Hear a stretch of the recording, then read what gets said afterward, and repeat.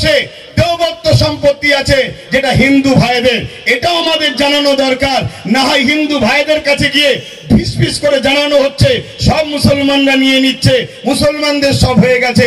শুনুন আমার হিন্দু ভাইদের, দুটো মন্দিরের যা জায়গা আছে ভারতবর্ষ জুড়ে মুসলমানদের অত জায়গা নেই। সেই দেবত্ব সম্পত্তি দুটো মন্দিরে আছে।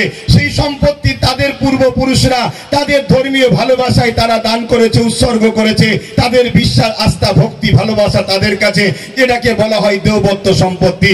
ঠিক তেমনি এই ভারতবর্ষে আদিবাসী ভাইদের জল জঙ্গলের সম্পদ রয়েছে। সেই সম্পদ আজকে কোথায়? এইখান থেকে মন দিয়ে শুনুন। আদিবাসী ভাইদের জল জঙ্গলের সম্পদকে আজকে আইন করে কেন্দ্র সরকার দখল করেছে। সেই দখল করে সেখান থেকে আদিবাসী ভাইদের অধিকারকে হরণ করে দিয়ে ওই সম্পদের ওপরে বড় বড় কর্পোরেশনদের হাতে তুলে দিয়ে জঙ্গলকে পরিষ্কার করে